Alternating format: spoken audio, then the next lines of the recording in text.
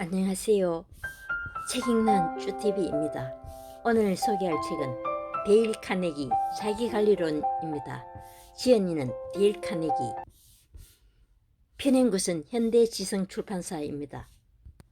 저자는 시대를 초월하는 베스트셀러 작가입니다. 이 책은 세계적인 투자자 워런 버핏이 추천한 책입니다. 걱정이 내 인생을 망치기 전에 읽어야 할 책입니다. 데일 카네기는 7년에 걸쳐 이 책을 집필했습니다. 걱정을 분석하는 기술, 걱정 없이 살게 해줄 가장 적절하고 효과적인 실행법을 수록했습니다. 지금부터 책 속으로 들어가 보겠습니다. 걱정을 해결해줄 마법의 공식. 이 책을 더 읽지 않고도 지금 당장 걱정스러운 상황을 확실하게 해결해 줄 방법을 알고 싶은가? 그렇다면 냉방산업의 개척자요 세계적인 기업인 캐리어사의 대표 윌리스 캐리어가 창안한 방법을 소개하겠다. 내가 이제껏 들어온 걱정 해소법 중에 단연 최고라고 할 수 있다.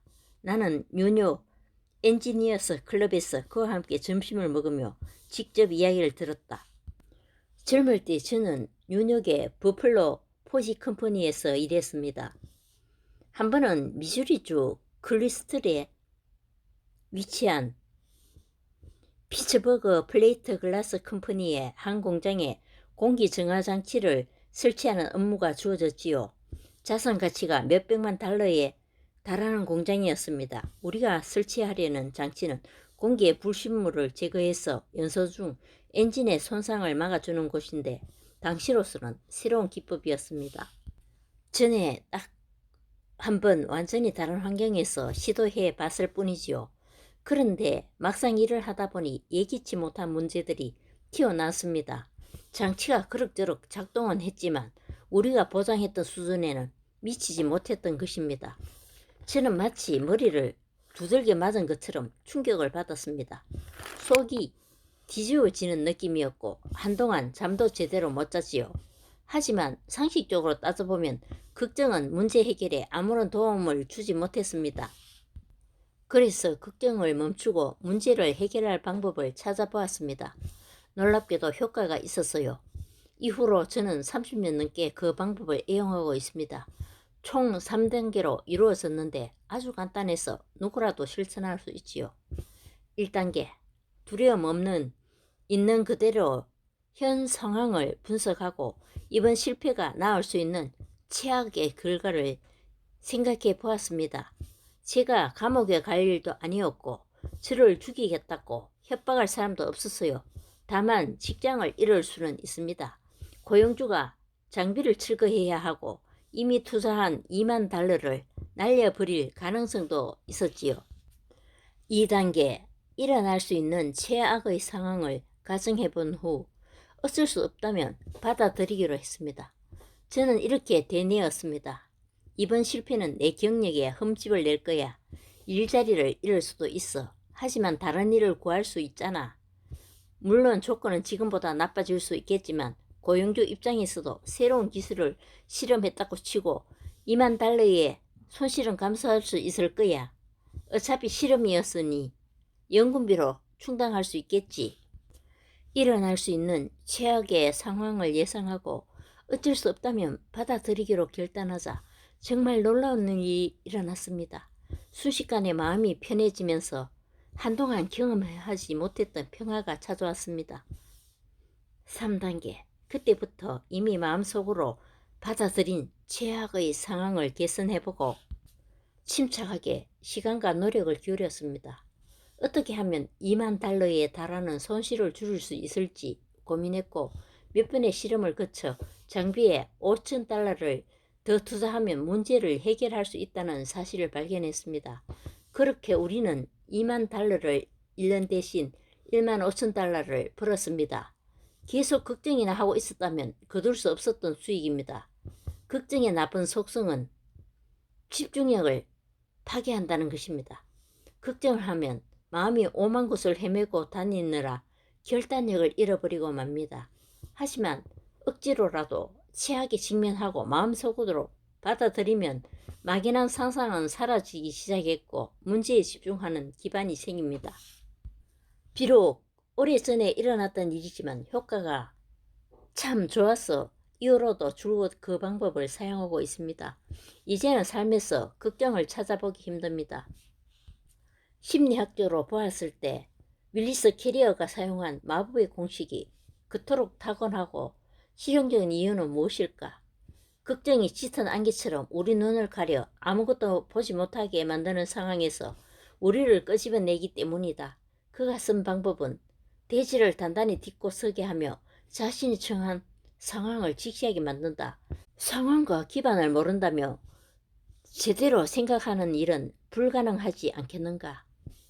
응용 심리학의 아버지 윌리엄 제임스 교수는 38년 전에 세상을 떠났다. 하지만 그가 지금까지 살아있어서 최악의 상황에 직면하는 이 방법을 듣는다면 그는 진심으로 동의할 것이다. 그가 학생들에게 했던 말을 미루어 보면 알 수 있다. 기꺼이 받아들여라. 기꺼이 받아들여라. 이미 일어난 일을 받아들이는 것이야말로 모든 불행을 극복하는 첫 단계이기 때문이다. 중국 철학자 리니탕도 생활에 발견했어. 비슷한 말을 했다. 진정한 마음의 평화는 최악을 받아들이는 데서 온다. 심리적으로 볼 때 이것은 에너지를 자유롭게 풀어주는 것이다. 그렇다. 심리적으로 볼 때 최악을 받아들이면 새로운 에너지가 솟구친다. 최악을 받아들이면 더 이상 잃을 것이 없다. 그러면 얻을 수 있는 것만 남는다. 윌리스 캐리어의 말을 더 들어보자. 최악의 상황을 직면하니 당장 마음이 편해지고 며칠 동안 느끼지 못했던 평안이 찾아왔습니다. 그때부터 저는 생각이란 걸 할 수 있게 되었습니다. 납득할 만하지 않은가? 그럼에도 많은 사람이 분노의 소용돌이 속에서 스스로 삶을 망가뜨린다. 이들은 최악의 상황을 받아들이려 하지 않고 최악을 상정한 다음 이를 개선하려 들지 않으며 난파선의 잔해에서 인양할 수 있는 것들을 건져보려는 시도조차 하지 않는다. 자신의 삶을 회복해보려고 애쓰는 대신 억울함에 가득 차서 최악의 경험과 격렬한 싸움에 몰두한다. 결국은 아무런 행동도 하지 않은 채 생각이 고착된 우울증의 희생자가 된다. 캐리어가 공기정화장치를 설치하며 고민에 빠져 있을 무렵 네브래스카주 브루콤보 출신의 한 남성은 유언장을 작성하고 있었다. 그의 이름은 얼헤인이었다. 그는 12지장 궤양을 앓고 있었다. 궤양 전문의를 비롯한 3명의 의사가 그에게 치료 불가 진단을 내렸다. 의사들은 식단에 대한 처방과 더불어 앞으로 걱정하거나 노심초사하지 말고 평온한 상태를 유지하라는 충고도 했다. 게다가 유언장을 작성하라는 조언도 잊지 않았다. 그는 궤양 때문에 좋은 대우를 받던 직장도 그만둔 상태였다. 이제 그에게 남은 일이라고는 죽음을 기다리는 것밖에 없는 듯 했다. 그런 상황에서 헤이니는 대단한 결정을 내렸다. 앞으로 살 날이 얼마 남지 않았으니 남은 시간이라도 즐겁게 살아야겠어. 일생에 한 번은 세계 일주를 해보는 게 소원이었잖아. 죽을 날이 다가오기 전에 얼른 떠나자. 그래서 여행 티켓을 샀다. 의사들은 하얗게 질렸다. 헤이니 씨, 경고합니다. 지금 상태로 여행을 가면 바다에 수장될 겁니다. 그러자 헤이니가 대답했다. 아니요. 네브래스카주 브루콤부에 있는 가족 묘지에 묻히기로 친척들과 약속했어요. 관을 하나 사서 가지고 다닐 예정입니다.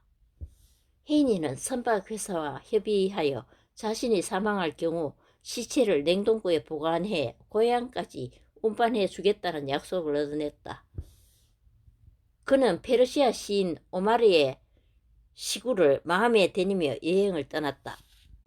먼지 속으로 내려가기 전에 우리에게 아직 남은 것들을 최대한 활용해야 하리라.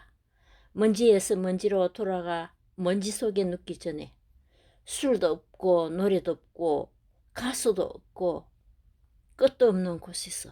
하지만 그가 술도 없이 여행한 것은 아니었다. 헤이니는 편지에서 이렇게 썼다. 저는 여행하며 하이볼을 마시고 기다란 시가도 피었어요. 음식은 가리지 않았지요. 의사들이 먹으면 죽을 거라고 경고했던 희한한 현지 음식도 다 먹었습니다. 몇 년 동안 그렇게 행복한 적은 없었어요. 온갖 계절풍과 태풍도 만났습니다. 예전 같으면 두려워서 숨도 제대로 쉬지 못했을 거예요. 하지만 저는 이런 모험이 너무나 즐거웠답니다.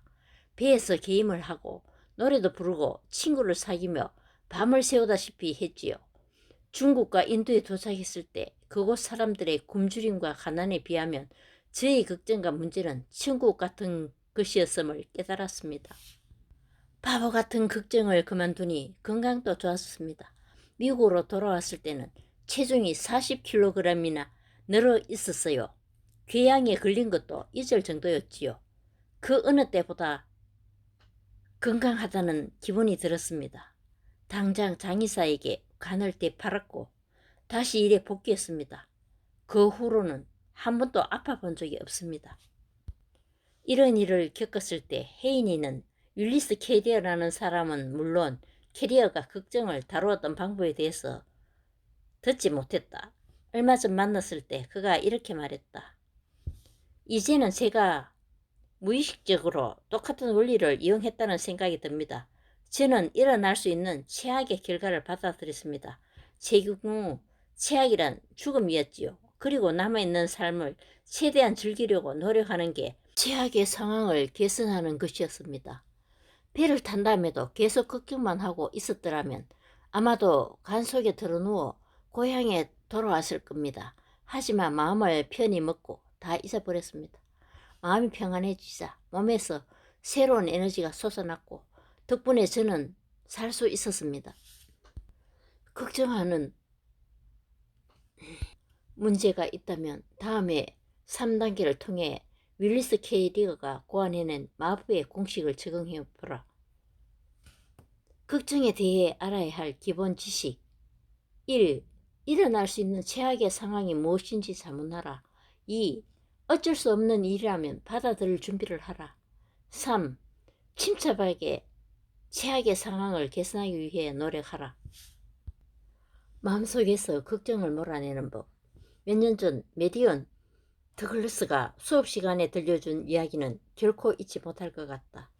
그는 2번이나 비극을 겪었다. 첫 번째는 눈에 넣어도 아프지 않을 5살 딸이 세상을 떠난 것이다. 갑작스런 불행 앞에서 더글러스 부부는 망연자실을 할 수밖에 없었다. 하지만 이게 끝이 아니었다. 10달 후 하나님은 우리에게 예쁜 딸아이를 안겨주셨습니다. 그런데 그 아기마저 5일 만에 잃고 말았습니다. 그는 연이은 2번의 신을 감당하기 어려웠다. 저는 현실을 받아들일 수 없었습니다. 한숨도 못 자고 먹지도 못했지요. 마음 편하게 쉴 수도 없었습니다. 신경이 곤두서 있고 자신감은 사라졌습니다. 결국 의사를 찾을 수밖에 없었다. 한 의사는 수면제를 처방했고 다른 의사는 여행을 권했다. 하지만 둘 다 그에게 아무런 도움이 되지 않았다. 그는 몸이 마치 바이스의 기계 공장에서 공작물을 끼워 고정하는 기구에 몰려 있고 바이스가 저를 점점 옥죄는 느낌이었습니다. 라고 말했다. 슬픔이 너무 커서 몸을 까딱하기조차 힘든 상황을 겪어봤다면 이 말을 이해할 수 있을 것이다. 다행히도 제게는 4살배기 아들이 남아있었습니다. 이 아이가 제 문제를 해결해 주었지요. 어느 날 오후 여느 때처럼 처연한 기분으로 앉아있는데 아이가 제게 와서 말했습니다. 아빠, 배를 만들어 주세요. 물론 저는 배를 만들 기분이 아니었습니다. 사실 아무것도 하기 싫었지요. 하지만 끈질기게 졸라대는 아이를 외면하기 어려웠습니다. 장난감 배를 만드는데 3시간이 걸렸습니다. 그런데 배가 완성될 즈음 놀라운 사실을 깨달았습니다. 몇 달 만에 처음으로 마음의 안식과 평화를 맛본 것입니다. 이후 저는 무기력증에서 벗어났고 생각이라는 걸 하게 되었습니다. 이를 통해 저는 계획을 세우고 골똘히 생각해야만 하는 일에 집중하다 보면 걱정에 빠지기 어려워진다는 사실을 깨닫습니다. 제 경우에는 배를 만들면서 모든 걱정을 떨쳐버릴 수 있었지요. 그래서 이제부터는 계속 바쁘게 살아가려고 결심했습니다. 다음 날 밤, 저는 집안 곳곳을 돌아다니며 해야 할 일들을 정리했습니다. 책장, 계단, 방풍창, 블라인드, 문손잡이, 자물쇠, 물이 새는 수도꼭지 등 수리할 것들이 산더미 같았습니다. 저는 2년간 그 일들을 대부분 처리했습니다. 또한 삶에 활력을 주는 활동에도 적극적으로 참여했습니다. 한 주에 2번은 윤역의 성인대상 프로그램에 참석하고 고향에서는 공익활동을 하며 교육위원회의 위원장도 맡았습니다. 여러 모임에 나가고 적십사와 같은 자선기관의 기금을 모으는 활동도 하고 있습니다. 이렇게 바쁘다 보니 걱정할 시간이 없습니다. 걱정할 시간이 없다. 윈스턴 처칠이 했던 말과 정확하게 일치한다. 처칠은 2차 세계대전이 절정으로 치달았을 때 하루 18시간씩 일했다. 엄청난 책임감 때문에 걱정이 되지 않느냐고 누군가 묻자 그는 이렇게 답했다. 너무 바빠서 걱정할 시간이 없습니다. 찰스 캐더링도 자동차에 자동 시동 장치를 개발했을 때 난간에 봉착해 있었다. 그는 얼마 전 퇴직할 때까지 세계적으로 이름이 알려진 제네럴 모터사의 부사장이자 회사 연구소의 책임자였다. 하지만 당시 그는 헛간의 다락을 연구실로 쓸 만큼 가난했다. 아내가 피아노 레슨을 해서 번 $1,500로 근근히 먹고 살았다. 나중에 생명보험을 담보로 $500를 대출받기까지 했다. 내가 그의 아내에게 걱정되지 않느냐고 묻자 그녀는 이렇게 답했다. 당연하지요. 걱정하느라 잠도 제대로 못 잤어요. 하지만 남편은 달랐습니다. 일에 몰두하다 보니 걱정할 시간도 없었던 그예요. 위대한 과학자 루이 파스테르는 도서관과 실험실에서 찾을 수 있는 평화에 대해 얘기한 적이 있다. 왜 그런 곳에서 평화를 찾을 수 있을까? 도서관과 실험실에 처박혀 있는 사람들은 일에 몰두한 나머지 걱정할 틈이 없기 때문이다. 연구자들이 신경쇠약을 앓는 일은 극도로 드물다. 그들에게는 그런 사치를 부릴 만큼의 여유가 없다. 바쁘게 사는 것처럼 간단한 일이 왜 걱정을 몰아내는가?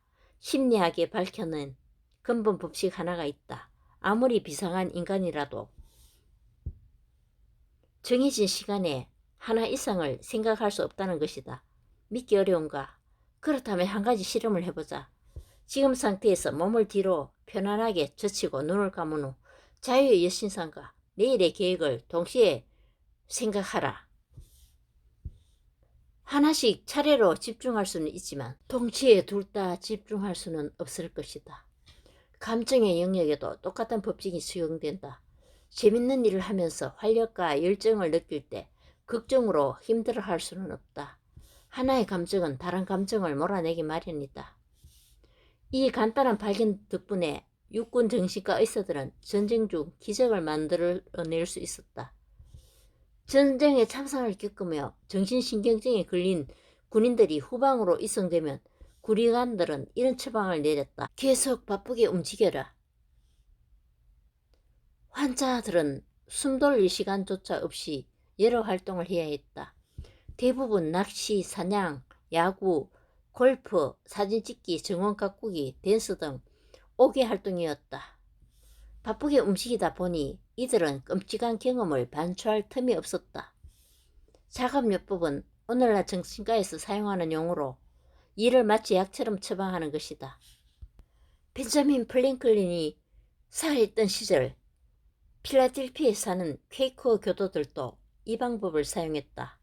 어떤 사람이 1774년 퀘이커 교도가 운영하는 요양원에 방문했는데 그는 정신병을 앓는 환자들이 열심히 아마천을 짜고 있는 모습을 보고 충격을 받았다. 그는 요양원이 가난하고 불쌍한 환자들을 착취한다고 생각했다. 하지만 퀘이커 교도들은 일정한 노동을 했을 때 환자들의 상태가 호전된다고 가르쳐 주었다. 노동은 신경을 안정시키는 효과가 있다. 정신과 의사들은 이 일, 다시 말해 바쁘게 사는 것이 최고의 정신질환 치료제 중 하나라고 말한다. 걱정을 분석하는 것이 걱정을 없애는 방법이란 생각입니다. 감사합니다.